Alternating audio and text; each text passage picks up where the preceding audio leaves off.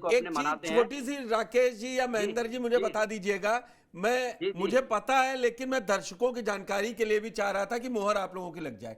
जैसे जी ये जी नामा एडमिशन होते हैं ये भी आप ही लोगों को करने होते हैं जी और फीस बिल्कुल। भी आप ही को जमा करवानी है, और कोई अलग से जैसे केंद्रीय विद्यालय में कर्मचारी रहते हैं जो फीस जमा करते हैं, जो बाकी सब देखते हैं, नवोदय में भी यही है क्या? जी ये आप क्या ये व्यवस्था नहीं होती कि एक सर, बाबू लेवल का आदमी हो? इस पे आपको हंसी आएगी, मैं आपको बता रहा हूँ सर। हमारे यहाँ ऐसी व्यवस्था ना, हम फीस नहीं जमा करते, लेकिन सरकार की तरफ से हर बच्चे को डीबीटी के तहत 1200 रुपए मिलते हैं। लेकिन उस डीबीटी के तहत सर इतने काम करने पड़ते हैं सर, कि एक अच्छा खासा सीए पागल हो जाए कि इतने सारे इसमें काम है सर, क्लर्क भी नहीं कर पाएगा, लेकिन हम शिक्षक कर देते हैं सर। और अगर डेडलाइन है कि 30 जून तक करना है, तो यकीन मानो कोई भी शिक्षक ऐसा न बचता है कि 30 जून से पहले ना कर दे, और उस पे नौकरी कार्रवाई होती है बहुत सर। जरूरी है राकेश जी, जी, बड़ी और बात। सर एक टेक्निकल चीज आपको बताऊं, पीएफएमएस एक चीज ऐसा है, आपको भी जानकारी होगी शायद, कि ऑनलाइन जो है हमारे यहाँ सब कुछ आता है, बजट, और स्कूलों में हमें किस मत से कितना पैसा खर्च करना, सब कुछ करना होता है सर। जी उसमें इतनी टेक्निकल चीजें हैं, इतने बिल वाउचर बनाने हैं, इतने फोटो खींचने हैं सर, शिक्षक पढ़ाने से ज्यादा तो उसी में लगा रहता है। चलिए, इतने एप्लीकेशन आ गए हैं कि पढ़ाना कम, उसी में बिजी रहता है थोड़ा युवा सा वाले सर। तो ठीक हैं, जो पढ़ाने 50 के वाले हैं क्रॉस उनका। वाले हैं उनका काम जी क्या युवा टीचर निपटा रहे हैं? एक मिनट रुकिए, मैं आता हूं दूसरे राउंड में। जी जी साजिद, धन्यवाद। क्या आपको दिख रहा है ये जो विरोध है, और सोशल मीडिया पे या आपने राजीव राय को देखा, क्या माहौल लग रहा है आपको? सरकार की तरफ से भी उस ट्रोल में शामिल होते हैं कि ये काम होना चाहिए, आपको क्या लगा है पूरा रिसर्च देख के वहां पे? मैं तो सीधे कल से अब तक जब से जो पूरा अभियान देख रहा हूँ ना, सीधी सीधी तौर पे सबसे एक लाइन में ये बहुत जल्दबाजी है। बहुत जल्दबाजी इसलिए कि जैसे राकेश ने कहा कि बिना तैयारी के काम हो गया। बिना तैयारी के काम 18 तारीख को एक अचानक से वो आगे साहब डिजिटल रजिस्टर हमने कर दिया, अब आप इसमें हाजिरी भरिए, लेकिन कैसे भरेगा कोई वो नहीं है। अरे बरसात का मौसम चल रहा है, आप तमाम पूर्वांचल वाले इलाकों में देख लीजिए, 22 जिले बाढ़ ग्रस्त घोषित हैं। जहां सरकारी कर्मचारी अफसर नहीं पहुंचेंगे, मदद नहीं पहुंचेगी, वहां टीचर के लिए बोला जाएगा कि वहां ये जाके अपनी अटेंडेंस लगाएंगे। सोशल मीडिया पे मैं देख रहा था, कोई स्कूल के बाहर लगा के वो अपना टैबलेट दिखा रहा है, मतलब कोशिश कर रहा है अटेंडेंस के लिए, और उसकी लोकेशन दिखा रहा है 1200 किलोमीटर दूर। अब अगर वो कर भी देगा किसी तरह से, तो वो तो माना नहीं जाएगा। एक तुर्रा ये आ जाता है साहब कि नहीं, अब काम नहीं करते हैं शिक्षक, यही तो काम करना पड़ेगा। सवाल लीजिए कि फिर प्रमोद जी के पास रह जाएं। हर एक नई योजना जो भी शुरू करवानी है वो शिक्षकों के जरिए करवानी है। रजिस्टर, जनसंख्या, और ये तमाम नामांकन हो गए, चुनाव हो गए, और छोड़ दीजिए सबसे बहुत इस बार जो काम हुआ था ना, वो तो बहुत ही महत्वपूर्ण है। कोई बाहर का अगर सुने और देखेगा तो हंसेगा। भूसा इनको इकट्ठा करना है, छुट्टा जानवर इनको पकड़ने हैं। तो ये एक शिक्षक की अगर उपलब्धियां हैं देश के भविष्य बनाने वाले निर्माण के लिए बहुत कुछ जरूरी है। आऊंगा, पूजा जी बहुत मुस्कुरा रही है, रुक जाइए आप।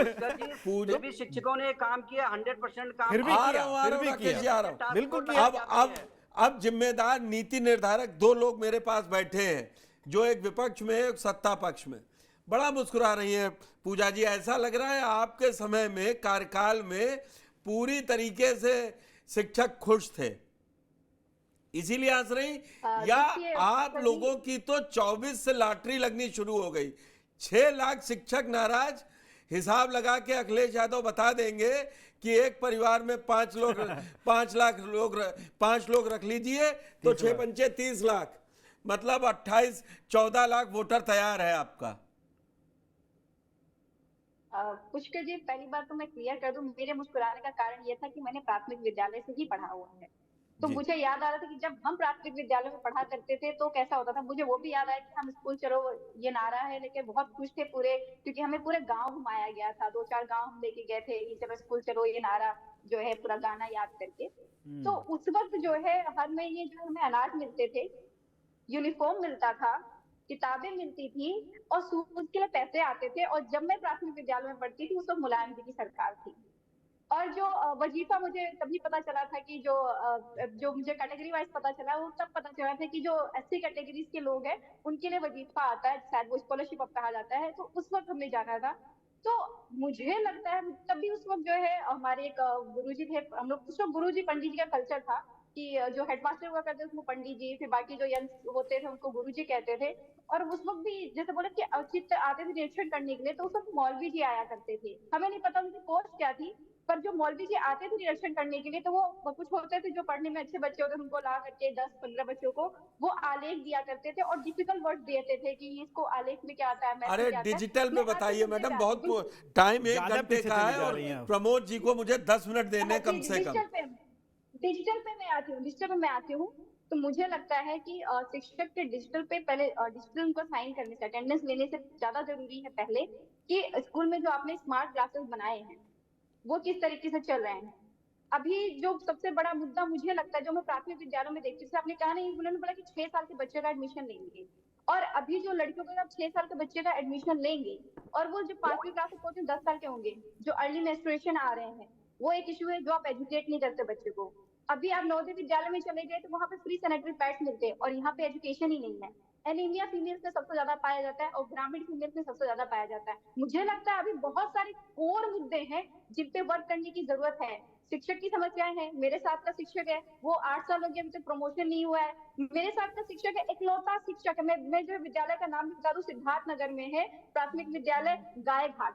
वो 3 सालों से इकलौता शिक्षक है, वही प्रभारी है, क्योंकि प्रधानाचार्य की आप सैलरी देते नहीं है हाईकोर्ट के कहने के आप बाद में लोग भी। तो तो ऐसे इस ला तरीके देंगे से शिक्षा व्यवस्था चल रही है। जगह जगह का नाम जहां बिल्कुल सच होंगे। वो जो विपक्ष में आदमी होता है उसकी आंखें ज्यादा खुली होती हैं।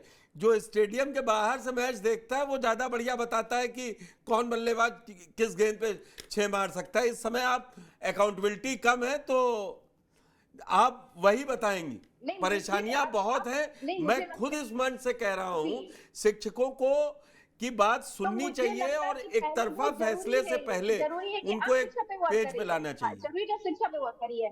जी, अप्रैल में स्कूल चालू हुए, क्या पूछिए किताबें पहुंच गई हैं? नहीं पहुंची हुई।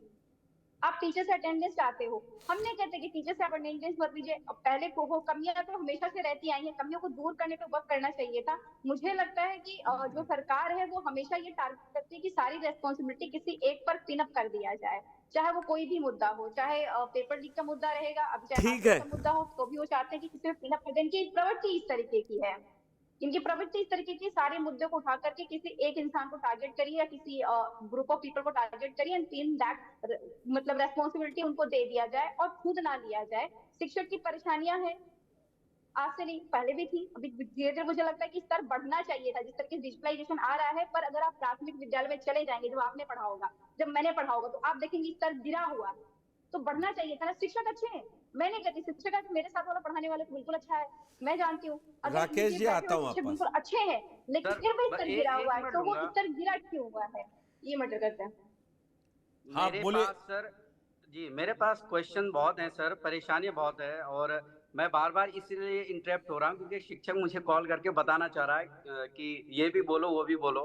तो मेरे सभी शिक्षक साथियों से अनुरोध है, कृपया कॉल ना करें, मैं कट हो जा रहा हूँ। मैं आपकी सारी बातें बोलूंगा सर, मुझे मौका जरूर देंगे। ठीक है, ठीक है, मैं दूंगा। बिल्कुल बिल्कुल, इसी पे प्रमोद जी, बुलाया। प्रमोद जी आवाज आ रही है? जी जी नमस्कार। नमस्कार नमस्कार। भाई अकेले शिक्षक सब करके दे दे, भविष्य भी बच्चों का पढ़ा के अच्छा बना दे जो राष्ट्र निर्माण में काम आए, जनसंख्या भी करके दे दे शिक्षक ही, जिससे सही डाटा आ जाए, कोरोना में जरूरत पड़े तो शिक्षक खड़ा रहे। ये इकलौता विभाग ऐसा है जिसपे ये भी आरोप लगते हैं कि फर्जी शिक्षक काम कर रहे हैं। उसके नाम पर शुरुआत होती है कि फेस ये अब एईपी बना दिए हैं। शायद जो शिक्षक भर्ती होती है उन्हीं से एईपी बनाए जाते हैं जो हर विद्यालयों में जाके चेक करते हैं एआरपी डिजिटली। होते हैं सर, एआरपी एआरपी ये कहाँ, मतलब आप लोग इस समय ऐसा मुद्दा ढूंढ लाते हैं जो सड़कों पर आपकी सरकार के खिलाफ लोग हों, और फिर उम्मीद करते हैं कि मीडिया गलत दिखा रहा है। अब 6 लाख शिक्षकों में अगर 9 लोगों ने सिर्फ हाजिरी लगाई है तो आप समझ लीजिए कि क्या नंबर है विरोध करने वालों का। वो किसी पार्टी से नहीं हो सकते, किसी एक पार्टी के, वो किसी एक विचारधारा से संबंधित नहीं हो सकते, और वो आपकी सरकार के खिलाफ भी नहीं हो सकते। फिर ऐसा अव्यवहारिक काम। आप बताइए, हम आप लोग, मैं हरदोई जिले से आता हूं, साजिद अलीगढ़ से आते हैं, आपका भी कोई जिला होगा उत्तर प्रदेश का ही। ऐसी ऐसी जगह हैं जहां रोड नहीं है, पानी केवल आधे घंटे बरस जाए तो आदमी पहुंच नहीं सकता दूसरे। और प्राथमिक स्कूल वो है जहां पे मजरे तक विभाग पहुंचता है, शिक्षा विभाग। उस मजरे में जाके वो पूछता है कि कहां है बच्चे, पढ़ाना है। ये सारी सरकारों ने एक साथ मिलके ये कोशिश की है। किसी एक सरकार को मैं क्रेडिट नहीं दे रहा हूं और दूसरे को डिस्क्रेडिट नहीं कर रहा हूं।